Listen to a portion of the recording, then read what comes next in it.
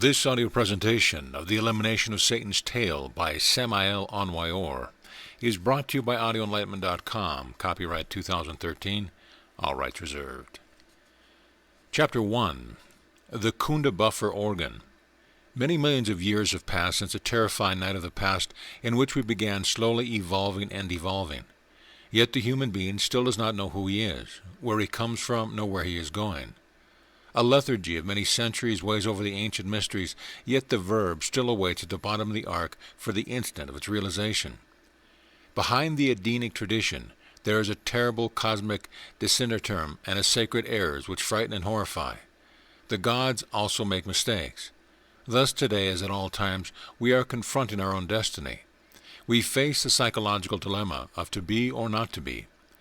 Much has been said about the sacred serpent, the Kundalini. Yet now we are going to speak clearly about the Kunda Buffer Organ. All the efforts made by prophets, avatars, and gods in order to end the harmful consequences of the Kunda Buffer Organ have been in vain. It is necessary to know that the Kunda Buffer Organ is a negative development of the fire. This is the descending serpent, which precipitates itself from the coccyx downwards, towards the atomic infernos of the human being. The Kunda Buffer Organ is the horrifying tail of Satan, which is shown in the body of desires of the intellectual animal who is in the present times is falsely called man. What is worse, which hurts the soul the most, is to know that the ones who gave the Kunda Buffer Organ to this humanity were some sacred individuals. Ancient traditions state that during the Lemurian epoch, certain sacred individuals came to the earth in a cosmic astral ship. These individuals were forming a very high sacred commission, which was entrusted with studying the evolving and devolving problems of the earth and its humanity. The archangel Sakaki and the principal archphysicist and universal common chemist, Angel Losus, were the two main individuals from this holy divine commission. The sacred commission of the ineffable beings is behind the whole drama of Eden. They came with bodies of flesh and bones. Their ship landed on Lemuria. During that ancient age, the human instinct was starting to develop itself into objective reasoning. This very high commission could verify to satiety that the Edenic human being already started to suspect the reason for his creation. The Lemurian root race had started to guess the true motives of its own existence, a miserable existence with just mechanical motives. Each human being is a little machine who captures and transforms cosmic energies. Then he unconsciously adapts these energies into the interior layers of the earth. Thus we are human machines, nothing else. What would this world be without the human machines? Without this seal, without this physiognomy, which is supplied by this humanity, the planet would not be without a purpose. Thus everything which is without purpose ceases to exist. Humanity as a whole is an organ from nature. This organ collects and assimilates cosmic energies which are necessary for the development of this planetary organism. Disgracefully, to be a machine is not very pleasant, yet it is what the so-called human being is. He is a machine. That's what he is. Yes, that and nothing else. When a rebel rises with his weapons against nature, what he wants to stop being a machine, then the tenebrous powers fight against him to death. The human beings who are capable of fighting the tenebrous forces to fight against nature, against the cosmos, etc., are very rare. Commonly, these type of rebels capitulate. Many are called, yet few are chosen. Only a few individuals attain victory against nature and achieve the right to sit on the throne of power in order to rule over it. The Lemurians already have suspected all of this. They understood with their instinct that human beings, after having offered their services as machines to this nature, were becoming perverse. Everywhere, within all the corners of Lemuria, the whole of this tragedy was instinctively suspected. Yet this tragedy was poised to appear in the Lemurians' objective reasoning. Therefore this sacred commission, after having serenely inspected this problem, resolved to take drastic cosmic procedures in order to avoid the total disillusionment of the human genre and even mass suicide. Great cosmic desiderata are behind Adam and Eve. This sacred commission is what is hidden behind the drama and Edenic scenario. Thus everything was fulfilled and the human being received the damned stigma, the Kunda Buffer Organ. In the course of time, maybe many centuries after, the Holy Commission returned, this time commanded by Arch-Seraphim Sevahotarta, due to the fact that the archangel Sakaki had converted himself into one of the 4 tetra-sustainers of the universe. Traditions state that they returned precisely 3 years later. Nonetheless, these 3 years are always symbolic. The fact then was that after a severe examination of the situation, the arch-physician and chemist Angelosus destroyed the Kunda buffer organ from within the human race, since the human race did not need it anymore. The human being had abandoned all of his suspicions as he had become fascinated with the beauties of the world. The gods saved the human being from a great crisis they achieved, making the human being fascinated with this world in order that he could live within it as any planetary citizen. Yet the gods could not save him from the evil consequence of the Kunda buffer organ. Truly, the evil consequence of such an organ were converted into mistaken habits and customs that entered the depths of our psyche and became converted into the subconscious. Thus the ego, or the psychological I, is the same subconsciousness that is rooted in the evil consequence of the Kunda buffer organ. The most saintly, Ashyata Shimash, fought very hard in order to take the evil consequence of the Kunda buffer organ out from humanity. The Holy Lama in Tibet also suffered very much in order to save humanity from the horrifying consequence of the aforementioned fatal organ. Buddha, Jesus, Moses, and other masters passed through much bitterness in order to liberate humanity from the disastrous consequence of the Kunda buffer organ. Therefore, the sacred commission of ineffable beings drew upon their shoulders a terrible cosmic karma. They pay such karma in the future manvantara. Listen to me, Gnostic brethren. You must comprehend that you can end the evil consequence of the Kunda buffer organ only with the 3 factors of the revolution of the consciousness. These 3 factors are: death of the psychological I, birth of the being within us, sacrifice for humanity. The I dies based on rigorous creative comprehension. The being is born within us with the Maithunta, sexual magic. Sacrifice for humanity is charity and very well understood love. The schools which teach the ejaculation of semen, even when they do this as a very mystical way, are really black schools, because the Kunda buffer organ is developed with such a practice. The schools which teach the connection of the lingam yoni without the ejaculation of semen are white schools, because this is how the kundalini rises through the medullary canal. The schools which teach how to strengthen the psychological I are black schools, because the evil consequence of the Kunda buffer organ are strengthened with just that procedure. The schools which teach the dissolution of I, or mystical death, are white schools, because they destroy the evil consequence of the Kunda buffer organ. The Kunda buffer organ is the tail of Satan. It is the sexual fire descending from the coccyx downwards towards the atomic infernos of the human being. Chapter 2. The Ennis Seminus. Beloved Gnostic brothers and sisters, this Christmas it is necessary for you to deeply comprehend the evolutionary and devolutionary process that the ens seminus undergoes, because with infinite patience you can find the whole ens virtutis of the fire element within us. Esoteric traditions state that after the disappearance of the Atlantean continent, certain knowledge related to the origin and significance of the ens seminus survived. Ancient traditions also state that this knowledge related with the ens seminus could survive the submerging of Atlantis. Yet after 35 centuries of incessant wars, all of that knowledge was lost. Ancient priests state that from all the primeval wisdom related with the ens seminus, there only remained the tradition which explicitly affirms that the possibility of the intimate self-realization exists with the exoheri, semen or sperm. Certain fragments of information which are dispersed widely in distinct places indicate to us the method in order to work with the ens seminus. The primeval Aryans, descendants of the Atlanteans, tried of so many wars, started to acquire to quest for the esotericism of the ens seminus. The searchers yearning for the light knew very well through tradition that individual self-perfection is achieved with the ens seminus, yet they ignored the tantric clue of the Maithuna. Thus they suffered while searching for it in vain. Truly only the ancient Egyptian, Hindustani, etc., Hierophants, who were descendants of the ancient Atlantean society called Akaldan, were in possession of the whole tantric science with the secret clue of the Maithuna. Admission into the ancient schools of the mysteries was something very difficult because the ordeals were terrible. Thus, there were few who passed them with success. The great quantity of yearners for the light knew nothing about the Mithuna, yet through traditions they comprehend that self-perfection was achieved when the ens seminus was widely transmuted. The ignorant always proceed with ignorance. This is why many believed that only with mere sexual abstinence the problem of their self-realization was taken care of. This mistaken concept originated many communities of abstinent monks who were organized into sects and religions which were ignoring the Mithuna. These ignorant people believed that the problem in order to attain their self-perfection was resolved for them only with sexual abstinence. Ignorance was, has been, and always will be that way.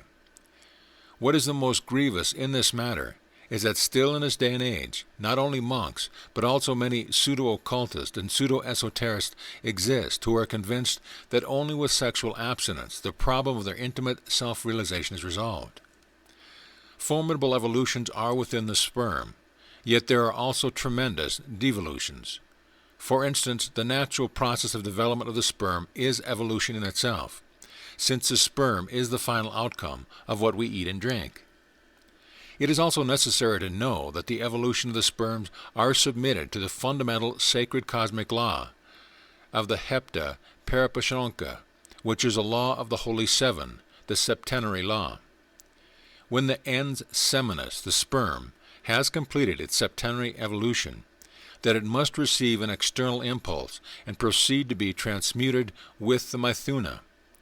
Otherwise, the ens seminus enters into full process of devolution or degradation, thus converting the individual into a degenerated infrasexual.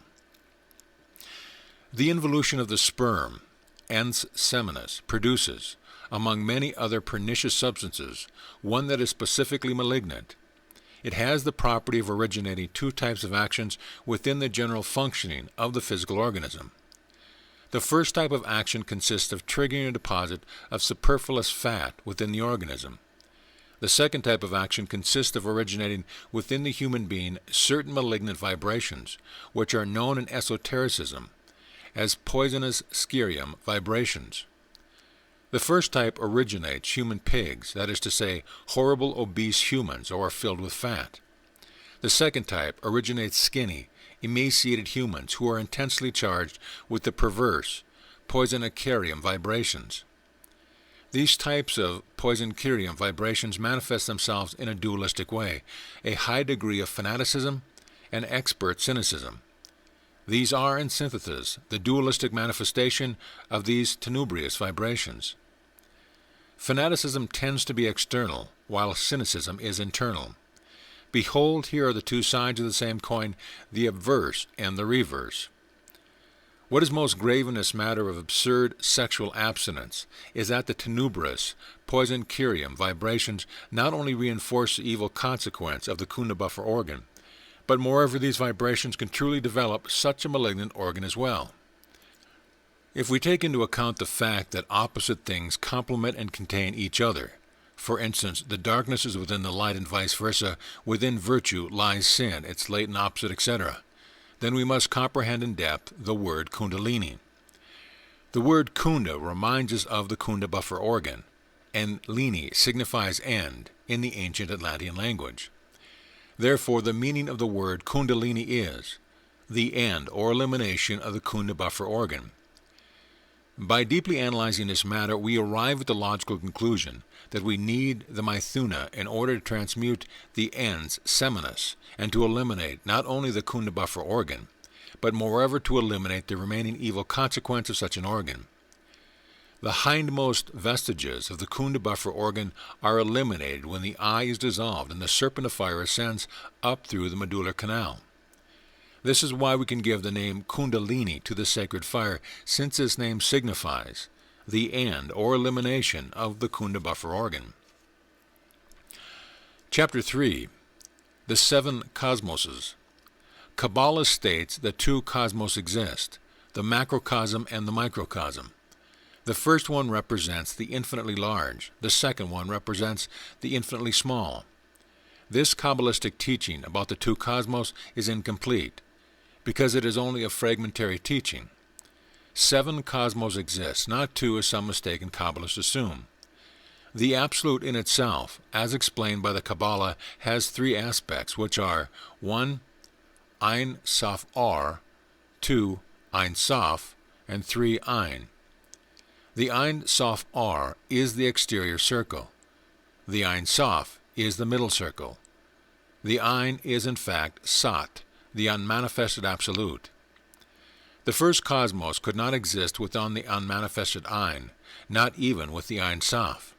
The first cosmos can only exist within the Ein Sof Or. The first cosmos is made up of an entirely spiritual nature. Its name is protocosmos. The second is the Iocosmos, or megalocosmos, that is to say the vast cosmos, or all of the suns, all of the worlds of the infinite space. The third cosmos is the macrocosmos, which the Kabbalists refer to in their writings. This is formed by the Milky Way, with its 18 million suns that gravitate around the central sun Sirius. The fourth cosmos is the deuterocosmos, which is constituted by the sun of our solar system and all of its laws. The fifth is the mesocosmos, or planet Earth. The sixth is the microcosm, man. The seventh is the tritocosmos, the infinitely small, such as atoms, molecules, insects, microbes, electrons, etc., and also the Avicii, the abyss. The mesocosmos and the deuterocosmos exist between the microcosm man and the macrocosm. Therefore the phrase which states man, the human being, is the microcosm of the macrocosm becomes a little capricious. Each one of these 7 cosmos has its own law. The Gnostic initiate has to study the laws which govern all of these 7 cosmos, with the goal of knowing the place that he occupies in life and what he must do in order to achieve the final liberation, the ray of creation. The Master G states that the ray of creation begins its development from the Absolute and ends in the moon. Master G's mistake consists in believing that the moon is a split-off fragment from the earth. The moon is much more ancient than the earth. It is already a dead world, a planet which belonged to another ray of creation. Truly our own ray of creation began in the Absolute and ended in the Inferno, Infernus, Avicii, Greek Tartarus, Roman Averno, or submerged mineral kingdom, which is the fatal abode of the sublunar tenebrous entities. The proper arrangement of the ray of creation is as follows. 1. Absolute, protocosmos. 2. All the worlds from all the clusters of galaxies, Iocosmos. 3. A galaxy or group of suns, macrocosmos. 4. The sun solar system, deuterocosmos. 5. The earth or any of the planets, mesocosmos. 6. The philosophical earth, human being, microcosmos. 7. The abyss, hell, tritocosmos. The brethren of the Gnostic movement must deeply comprehend the esoteric knowledge which we give in this Christmas message, in order for them to exactly know the place that they occupy in the ray of creation. We need to know the path in depth, with the goal of achieving the nativity within our heart and final liberation. The ray of creation begins in the Absolute with the protocosmos.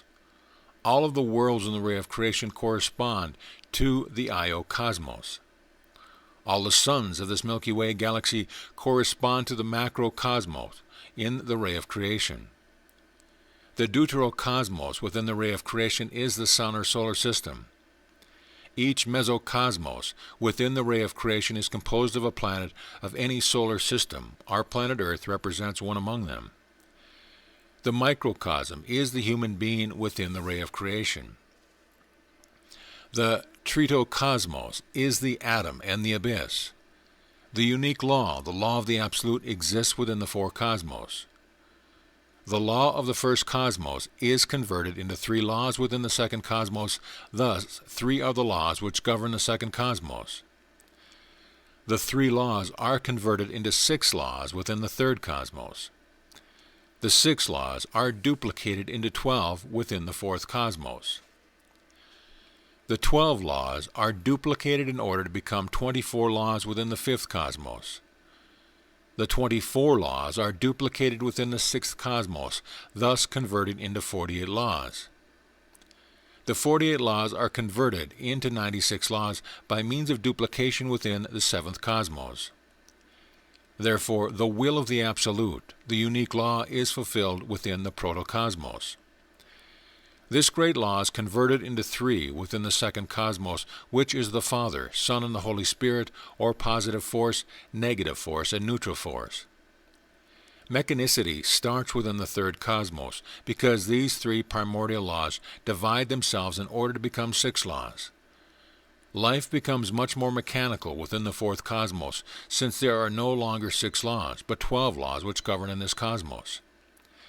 Life becomes very much more mechanical within the fifth cosmos, and almost has nothing to do with the will of the Absolute, because the 12 laws have become 24 laws.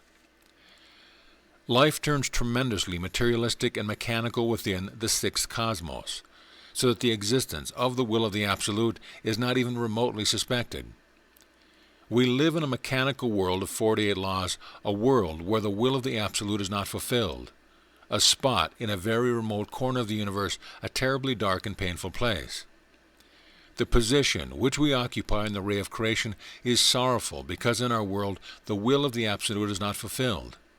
Not even the will of 3 divine persons, called Father, Son, and Holy Spirit, is fulfilled. 48 frightful, mechanical laws govern and direct us.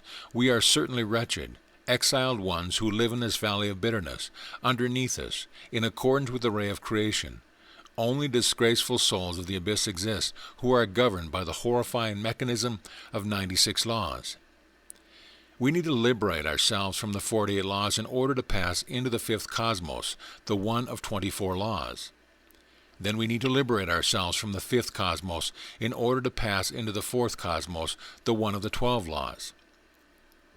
Afterwards, our work of final liberation continues, passing from the fourth cosmos into the third, and then into the second cosmos, in order to finally reach the Absolute. All of the substance from all the 7 cosmos are within ourselves. We have the substance of the protocosmos within our thinking brain or head. We have the substance of the iocosmos within the thinking system or motor brain, distributed throughout the spinal cord. We have the substance of the macrocosm within the conscious brain, which is made up of all the specific nerve centers of the human organism, and likewise so on. Therefore, the necessary material for the great work are found within the human organism. If we achieve the creation of the superior existential bodies of the being, then, as a fact, we attain the liberation from all the cosmos, including the 7th, in order to finally enter into the unmanifested Absolute, Sat, Ein. The seed germs for the creation of all the existential superior bodies of the being are found deposited within the semen. The development of these seed germs is necessary, and is only possible with the Mithuna, or sexual magic. We have already spoken about the existential superior bodies of the being in our former publications and messages. Therefore, our Gnostic students are already informed about the subject. We know that the astral body, and do not confuse it with the lunar body, is governed by 24 laws, and that the physical body is governed by 48 laws. If we create the astral body, then it is clear that we liberate ourselves from the fatal world of 48 laws. Thus we convert ourselves into inhabitants of the world of 24 laws. If we create the mental body, then we liberate ourselves from the world of 24 laws. Thus we enter into the world of 12 laws. Let us remember that the mental world is governed by 12 laws. If we create the causal body or the body of the conscious will, then we enter into the world of 6 laws. Then we convert ourselves into inhabitants of that world, because the body of the conscious will or the causal body is governed by 6 laws. The work with the Mithuna and the dissolution of the I, plus the sacrifice for humanity, allows us to make new creations within ourselves in order to be liberated from the world of 6 laws, thus passing beyond the iocosmos and the ineffable protocosmos. It is necessary for all of our Gnostic students to comprehend this Christmas that they can only achieve the final liberation by creating the superior existential bodies of the being, by celebrating the death of their I, and by celebrating the nativity in their own hearts. The being can only enter within the one who has created the superior existential body. The nativity of the heart can only be truly celebrated by the one who has created the superior existential bodies of the being. The constitution of the intellectual animal, mistakenly called man, is the following. First, physical body. Second, vital body. Third, lunar body of desires. 4, lunar mental body. 5, pluralized I. 6, the Buddhata. The three aspects of Atma, Buddhi, Manas, divine spirit, spirit of life, or human spirit, have not incarnated within the human being because he still not does possess the solar bodies, that is to say, the superior existential bodies of the being. The whole of our effort are aimed towards the liberation of ourselves from the moon, which disgracefully we carry within our lunar bodies. We liberate ourselves from the lunar influences once we create the solar bodies. The luxury of creating our solar bodies can only be achieved with the Mithuna, or sexual magic, because the seed germs of such bodies are found within the semen. The lunar bodies keep us living in the world of 48 laws in this valley of bitterness. The lunar bodies are feminine. This is why the men from this world are within the internal worlds after death as subconscious, cold, phantasmagoric women. It is very pitiable that the Theosophist and the pseudo-Rosicrucian writers, etc., have not been capable of comprehending that the present internal vehicles of the human being are the lunar bodies, which we must disintegrate after we have created the solar bodies. To liberate ourselves from the world of 48 laws without having created the superior existential bodies of the being is impossible. Chapter 4. The Psychological I. The pseudo-occultist and pseudo-esotericist divide the ego into two eyes, the superior eye and the inferior eye. Superior and inferior are a division of one organism itself. The superior eye and the inferior eye are both the eye. They are the whole ego. The intimate, the real being, is not the eye. The intimate transcends any type of eye. He is beyond any type of eye. The intimate is the being. The being is the reality. He is what is not temporal. He is divine. The I had a beginning and inevitably will have an end, since everything that has a beginning will have an end. The being, the intimate, did not have a beginning, and so he will not have an end. He is what he is. He is what he has always been and will always be. The I continues after death. The I returns to this valley of tears in order to repeat events to satisfy its passion and to pay karma. The being does not continue because he did not have a beginning. Only that which belongs to time is what continues that which had a beginning.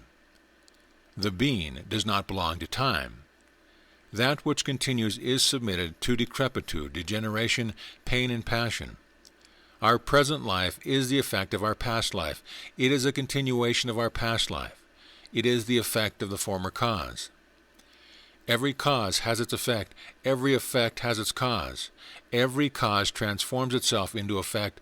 Every effect converts itself into a cause.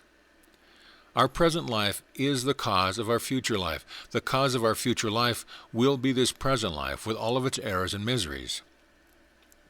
To continue means to postpone our errors and pain. Therefore, what we must do is to die from instant to instant in order for us not to continue. It is better to be than to continue. The I is the origin of the error and its consequence, which is pain. Thus, as long as the I exists, pain and error will continue to exist. To be born is painful, to die is painful, to live is painful. Pain exists in childhood, adolescence, youth, maturity, elderliness, because everything in this world has pain. Pain disappears when we cease to exist in all the levels of the mind. Only by dissolving the psychological I do we radically cease to exist. The Kunda buffer organ is the origin of the I. The I is constituted by all of the evil consequences of the Kunda buffer organ. The I is a bunch of passions, desires, fears, hatred, selfishness, envy, pride, gluttony, laziness, anger, attachment, appetites, morbid sentimentalism, heritage, family, race, nation, etc. The I is multiple. The I is not individual. The I exists in a pluralized state and continues in a pluralized state. Thus it returns in its pluralized state. Therefore, as the water is compounded by many drops, as the flame is compounded by many igneous particles, as well the eye is compounded by many eyes. The eye, the ego, is constituted by thousands of little eyes which continue after death and return to this valley of tears in order to satisfy its desire and to pay karma. As a movie of successive advance, the eye passes in a successive order on the screen of life in order to represent their own role within the painful drama of life. Each eye of this tragic movie of life has its own mind, its own idea and criteria, since one thing which pleases one eye displeases another eye. The eye that today swears loyalty after the Gnostic altar is later on displaced by another eye which hates Gnostics. The eye of a person which today swears eternal love to a beloved one is later on displaced by another eye which has nothing to do with that person or with that oath. The intellectual animal, mistakenly called man, has no individuality because he does not have the permanent center of gravity. He only has the pluralized eye. Therefore, it is not strange that many people become affiliated with the Gnostic institutions and later on they become enemies of them. Today with Gnosis and tomorrow against Gnosis, today in one school, tomorrow in another, today with one woman, tomorrow with another, today a friend, tomorrow an enemy, etc. Chapter 5. Return and Reincarnation. Return and reincarnation are two different laws. Severe analysis brings us to the conclusion that a difference exists between returning and reincarnating. The eye is not an individual, since it is constituted by many eyes. Thus every eye, even when having something from our own subconscious, enjoys a certain self-independence. The eye is a region of devils. Thus to affirm that this legion reincarnates is an absurdity. To affirm that an individual reincarnates is exact, yet it is not exact to affirm that the legion of eyes reincarnate. Millions of people exist in the world, yet it is very difficult to find an individual. We become individuals only by creating our superior existential bodies of the being, by dissolving the I, and by incarnating the being. The sacred individuals reincarnate, yet the I only returns into the new womb in order to dress, or better if we say redress himself with a new suit of flesh. The I continues in our immediate or immediate descendants. The I is the race, the error, and the pain which continues. Some pseudo-occultist ignoramus mistakenly suppose that the personality reincarnates. Thus they frequently confuse the personality with the I. The personality is not the I. The personality does not reincarnate. The personality is a daughter of its time, thus it dies in its time. The personality is not the physical body. The personality is not the vital body. The personality is not the I. The personality is not the soul. The personality is not the spirit. The personality is energetic, subtle, atomic, and is formed during the first 7 years in our childhood. Based on heritage, custom, examples, etc., it strengthens itself with time and experience. 3 things go into the tomb or cemetery: the physical body, the vital body, and the personality. The physical and vital bodies disintegrate themselves little by little in a simultaneous way. Yet the personality wanders around the cemetery or pantheon, and only through various centuries does it become disintegrated.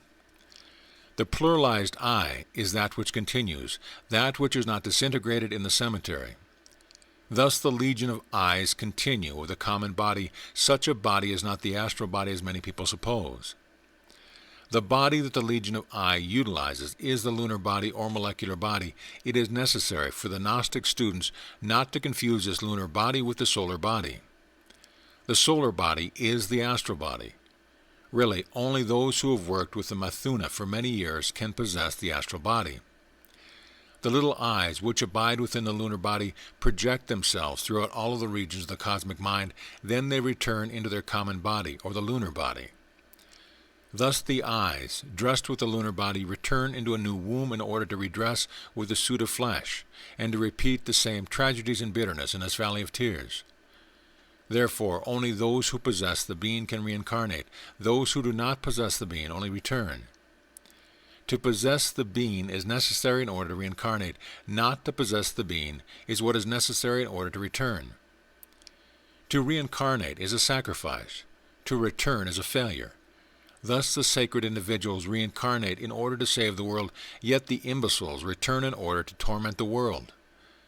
Sacred reincarnations were always celebrated with great religious festivals in Tibet.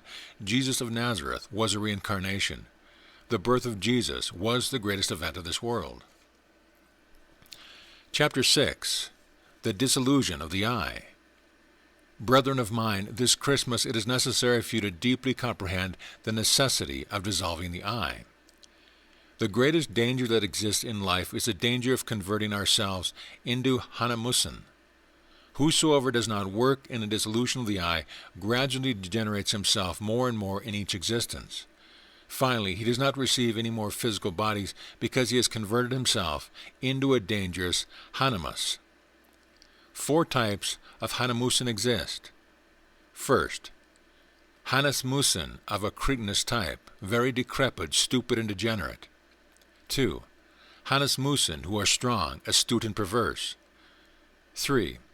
Hanasmusan with a double center of gravity, but without an astral body. They only have a lunar body. 4. Hanamusan with a double center of gravity and with an astral body. The Hanasmusan are the first type of true cretins, idiots, and degenerated people. They are extremely perverse, yet they do not even have the strength in order to be perverse. This type is rapidly disintegrated after the death of their physical bodies. The Hanasmusan of the second type keep returning to this world in organisms of the animal kingdom. The Hanasmusan of the third type were initiates of white magic who acquired many psychic powers. Yet they went astray from their path and fell into black magic because they did not dissolve the eye. This type of Hanamus is like 2 heads of a coin, the obverse and the reverse. They have 2 internal personalities, one is white and the other black. Each one of these personalities has its own self-independence and psychic powers. The Hanasmusan of the fourth type are true fallen bodhisattvas who committed the mistake of strengthening the eye. These Hanasmusan have a double center of gravity. One is diabolical and the other divine. What is most awful in the fourth type is that they have an astral body. One example of this type is Andromelik. This Hanasmus confuses the inexperienced evocator because they are 2 Andromeliks, one white and the other black. Both are adepts, yet they are opposite. Despite this, they are one. Both are true masters. One is a master of the White Lodge and the other of the Black Lodge. Many initiates achieve the creation of their superior existential bodies of the being, yet they fail because they do not dissolve the psychological eye. These initiates cannot celebrate the nativity in their hearts. They cannot achieve the incarnation of their being in spite of possessing the superior existential bodies. Thus they convert themselves into Hanamusan with a double center of gravity. If deep self-realization is what we truly want, then it is necessary to comprehend the necessity of working with the 3 factors of the revolution of the consciousness. If any of the 3 factors of the revolution of the consciousness are excluded, then the outcome of this procedure is failure. Behold the 3 factors of the revolution of the consciousness: to be born, to die, and to sacrifice ourselves for humanity. Sexual magic, dissolution of the eye, charity. This is a triple path of the righteous life. Some Gnostic students have written to us asking for a didactic in order to dissolve the eye. The best didactic for the dissolution of the eye is found in the practical life that is intensely lived. Conviviality is a marvelous full-length mirror where the eye can be contemplated in its entirety. The defects which are hidden in the bottom of our subconsciousness spontaneously emerge when we are in a relationship with our fellow man.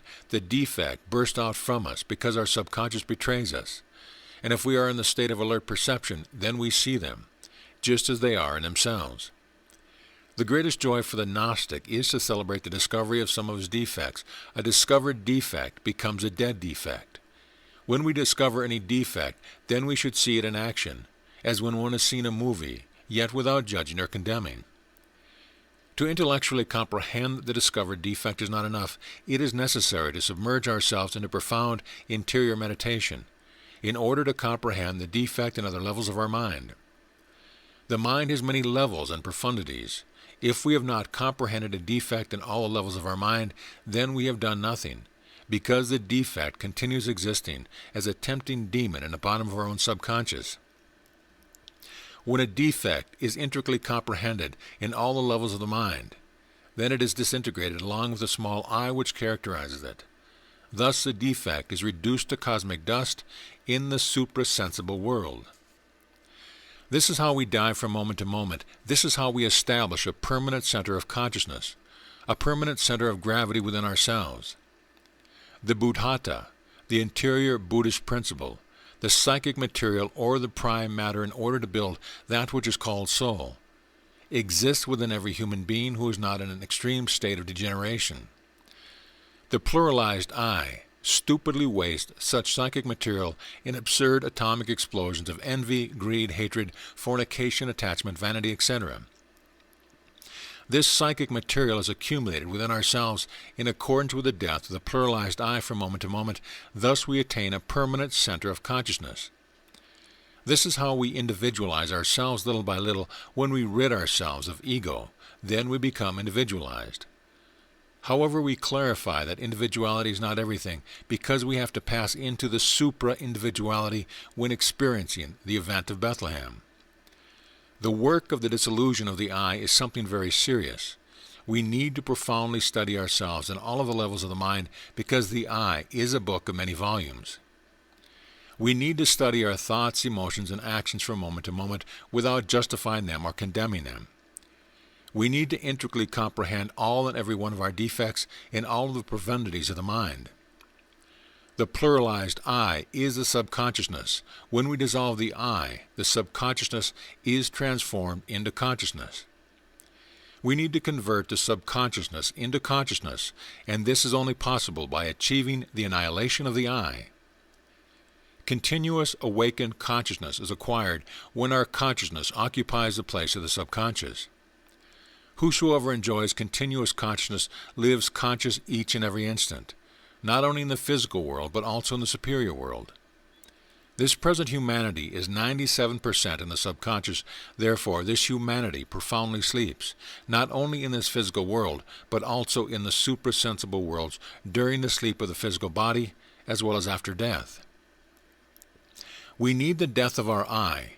We need to die from moment to moment, here and now, not only in this physical world, but also in all of the planes of the cosmic mind.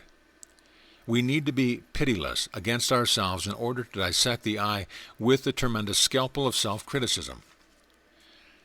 Chapter 7. The Battle of the Opposites. A great master once said, "Seek enlightenment, for all else will be added unto you." Enlightenment's worst enemy is the I. It is necessary to know that the I is a knot in the flow of existence, a fatal obstruction in the flow of life, free in its movement. A master was asked, "Which is the way?" "What a magnificent mountain," he said, referring to the mountain where he had his haven. "I do not ask you about the mountain, instead I ask you about the path." "As long as you cannot go beyond the mountain, you will not be able to find the path," answered the master. Another monk asked the same question to the same master. "There it is, right before your eyes," the master answered him. "Why can I not see it?" "Because you have egotistical ideas." "Will I be able to see it, sir?" "As long as you have dualistic vision and you say, 'I cannot,' and so on, your eyes will be blinded by that relative vision. When there is no I or you, can it be seen? When there is no I or you, who wants to see it? The foundation of the I is the dualism of the mind. The I is sustained by the battle of the opposites. All thinking is based upon the battle of the opposites. If we say such person is tall, we want to say that she is not short. If we say that we are entering, we want to say that we are not exiting. If we say that we are happy with what we affirm, that we are not sad, etc. The problems of life are nothing more than mental forms with two poles, one positive and the other negative. Problems are sustained by the mind and are created by the mind. When we stop thinking about a problem, inevitably the latter ends. Happiness and sadness, pleasure and pain, good and evil, victory and defeat, these constitute the battle of the opposites upon which the I is rooted. We live our entire miserable life going from one extreme to another, victory, defeat, like, dislike, pleasure, pain, failure, success, this, that, etc. We need to free ourselves from the tyranny of the opposites. This is only possible by learning how to live from moment to moment without any type of abstractions, without any dreams, and without any fantasies. Hast thou observed how the stones on the road are pale and pure after a torrential rain? One can only murmur an "oh" of admiration. We must comprehend the "oh" of things without deforming the divine exclamation with the battle of the opposites. Joshu asked the master Nansen, "What is the Tao?" "Ordinary life," replied Nansen. "What does one do in order to live in accordance with it?" If you try to live in accordance with it, then it will flee away from you. Do not try to sing that song. Let it be sung by itself. Does not the humble hiccup come by itself? Remember this phrase: Gnosis is lived upon facts, withers away in abstraction, and is difficult to find even in the noblest of thoughts. They asked the master Bokuju, "Do we have to dress and eat daily? How could we escape from this?" The master replied, "We eat, we get dressed." "I do not comprehend," said the disciple. "Well, then get dressed and eat," said the master. This is precisely action free of the opposites. Do we eat? Do we get dressed? Why make a problem of it? Why think about other things while we are eating and getting dressed? If you are eating, eat. If you are getting dressed, get dressed. And if you are walking on the street, walk, but do not think about anything else. Do only what you are doing. Do not run away from the facts. Do not fill them with so many meanings, symbols, sermons, and warnings. Live them without allegories. Live them with a receptive mind from moment to moment. Comprehend that I am talking to you about the path of action, free of the painful battle of the opposites. I am talking to you about action without distraction, without evasions, without fantasies, without abstractions of any kind. Change thy character, beloved. Change it through intelligent action, free of the battle of the opposites. When the doors of fantasy are closed, the organ of intuition awakens. Action, free of the battle of the opposites, is intuitive action, full action, for where there is plenitude, the eye is absent. Intuitive action leads us by the hand towards the awakening of the consciousness.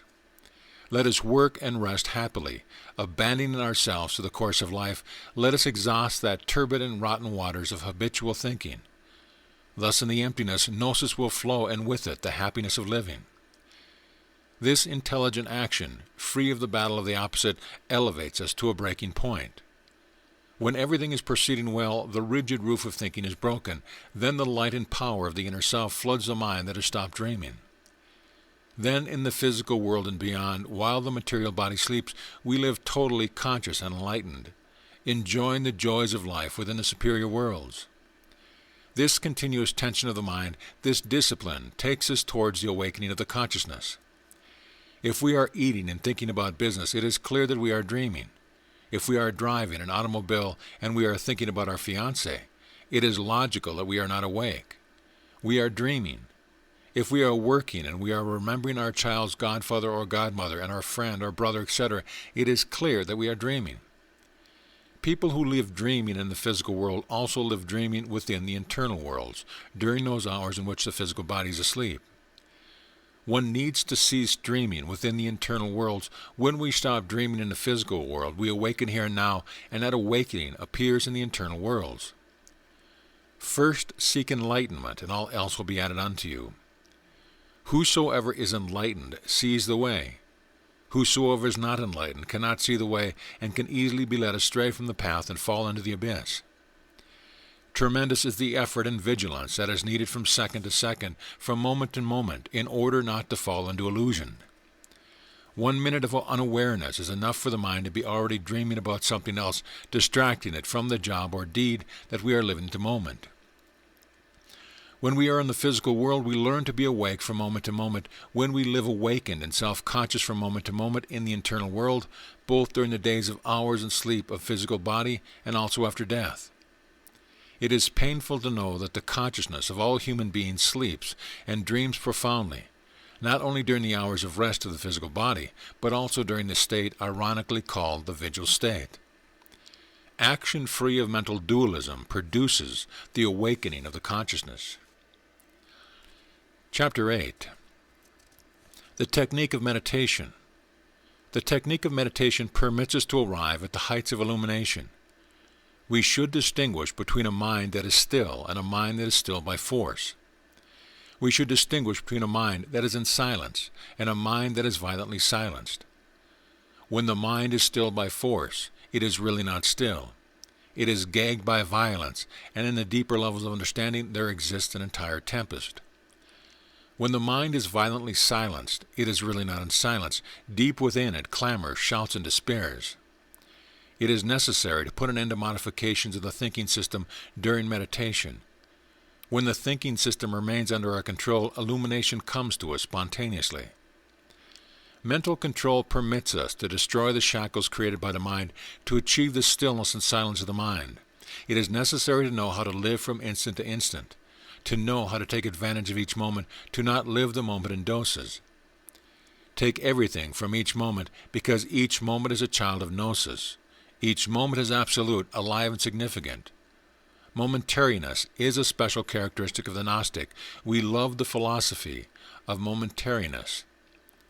Master Uman said to his disciples, "If you walk, walk. If you sit, sit, but do not vacillate." To commence with the study of the technique of meditation is to enter into the antechamber of the divine peace that surpasses all knowing. The most elevated form of thinking is non-thinking. When one achieves the stillness and silence of the mind, the I, with all its passion, dens, appetites, fear, affections, becomes absent.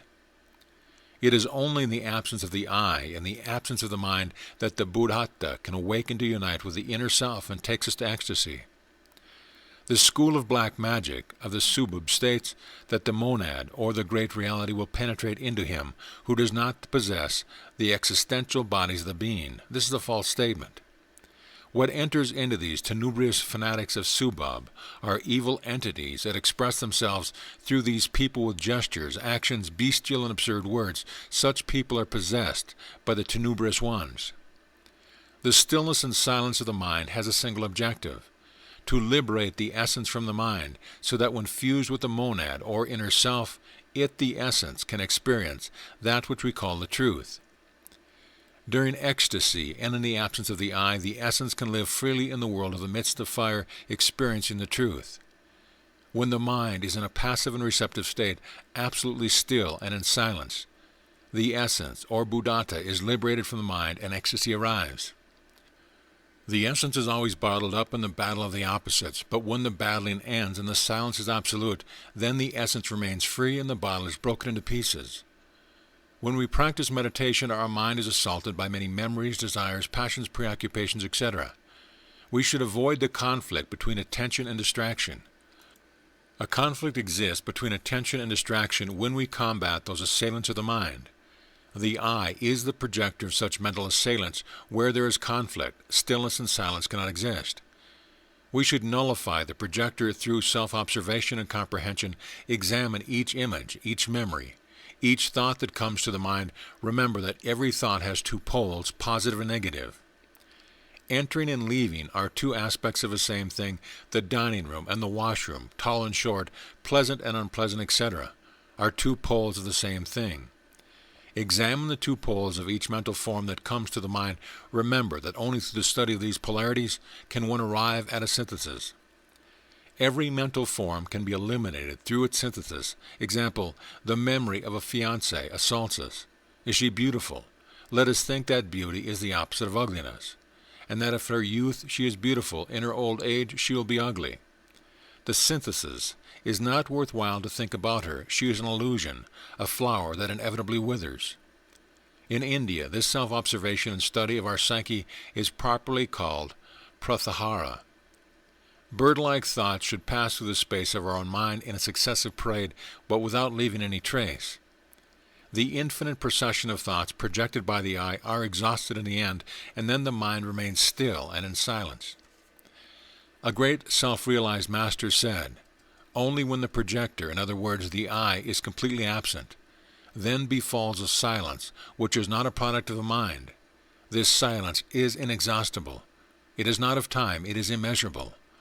Only then arrives that which is." This whole technique is summarized in two principles. 1. Profound reflection. 2. Tremendous serenity. This technique of meditation, with its non-thinking, puts to work the most central part of the mind, the one that produces the ecstasy. Remember that the central part of the mind is that which is called Buddhata, the essence, the consciousness. When the Buddhata awakens, we remain illuminated. We need to awaken the Buddhata, the consciousness. The Gnostic student can practice meditation seated in a Western Oriental style. It is advisable to practice with eyes closed to avoid the distraction of the exterior world. It is also convenient to relax the body carefully, avoiding any muscle remaining in tension. The Buddhata, the essence, is the psychic material, the inner Buddhist principle, the spiritual material or prime matter with which we will give shape to the soul. The Buddhata is the best that we have within ourselves and awakens with profound inner meditation. The Buddhata is really the only element that the poor intellectual animal possesses to arrive at the experience of that which we call the truth. The only thing that the intellectual animal can do, being unable to incarnate the being, due to the fact that he still does not possess the superior existential bodies, is to practice meditation, to auto-awaken the Buddhata and to know the truth. Jesus, the Divine Master, whose nativity we celebrate this year, 1964, said, "Know the truth, and the truth shall set you free." John 8:32. Chapter 9. Ecstasy. Isan sent a mirror to Master Khoisan, who showed it to his monks and said, "Is this Isan's mirror or my mirror? If you say that it belongs to Isan, how is it that it is in my hand? If you say that it is mine, have I not received it from Isan's hands? Speak, speak, or else I will break it into pieces." The monks were unable to pass between these two opposites, and the master broke the mirror into pieces. Ecstasy is impossible as long as the essence is bottled up in the opposites. In the times of Babylon, the Bodhisattva of the most saintly, Ashyata Shimash, a great avatar, came to the world. The Bodhisattva was not fallen, and like every Bodhisattva, he had his superior existential bodies of the being normally developed. When he reached a responsible age, he arrived at the visiting mountain and entered a cavern. The tradition narrates that he carried out 3 tremendous fasts of 40 days, each accompanied by intentional and voluntary suffering. He dedicated the first fast to prayer and meditation. The second fast was dedicated to reviewing his entire life and his past lives. The third fast was definitive. It was not dedicated to putting an end to the mechanical association of the mind. He did not eat, he only drank water, and every half hour he pulled out 2 hairs from his chest. There are 2 types of mechanical association, which are the foundation of opposites. A. Mechanical association by means of ideas, words, phrases, etc. B. Mechanical association by images, forms, things, persons, etc. An idea associates with another, a word with another, a phrase with another, and the battle of the opposite follows. One person associates with another, the memory of someone comes to his mind. An image associates with another, a form with another, and the battle of the opposites continue. The Bodhisattva of the Avatar, Ashyata Shimash, suffered the unutterable. Fasting for 40 days, mortified himself horribly, sunk into profound inner meditation. He achieved the disassociation from the mental mechanism, and his mind remained solemnly still and imposing silence. The result was ecstasy with the incarnation of his real being. Ashyata Shimash carried out a great work in Asia, founding monasteries and establishing rulers with awakened consciousness everywhere. This Bodhisattva was able to incarnate his real being during meditation because he already possessed the superior existential bodies of the being. Those who do not have the superior existential bodies of the being cannot succeed in getting a divinity, or the being to operate or incarnate in them. However, they are able to liberate their essence so that it will fuse with their being and participate in its ecstasy. In the state of ecstasy, we can study the great mysteries of life and death. We have to study the ritual of life and death until the efficient, the inner self, the being arrives. It is only in the absence of the I that one can experience the bliss of the being. Only in the absence of the I can ecstasy be attained. When one achieves a dissolution of the mental mechanism, then comes that which the Oriental race calls the breaking of the bag, the eruption of the void. Then there is a shout of joy because the essence, the Buddhata, has escaped from within the battle of the opposites, and it now participates in the communion of the saints. Only through the experience of ecstasy can we know what the truth in life is. Only in the absence of I can we enjoy the ecstasy of life in its movement. Only in this state of ecstasy can we discover the deep significance of the Nativity, which every year we always celebrate with jubilation in our hearts. When in a state of ecstasy we study the life of Christ, then we discover that a great fragment of this cosmic drama represented by the Lord remains unwritten. We must practice Gnostic meditation daily. It can be practiced alone or in a group.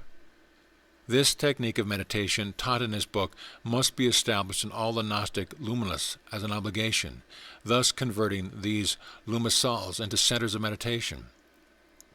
All the Gnostic brethren must gather, sit, and meditate as a group. Every Gnostic group must practice this technique of meditation before or after the meeting of second chamber. This technique of meditation also can and must be practiced daily in our homes. Those who can go out to the woods, to the country, must do so in order to meditate within the sounds of the forest. It is necessary to include within the order of the Gnostic lumisals the technique of meditation based on the message and teaching of this book. Thus we deliver the unique technique of meditation that must be accepted in all the lumisals.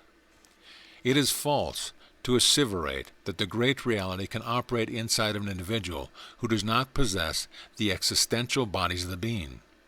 It is stupid to affirm that the great reality can penetrate inside of any body, as the tenebrous ones from Subab assert, in order, they say, to cast out of ourselves the instinctive, submerged animal entities which constitute the pluralized I.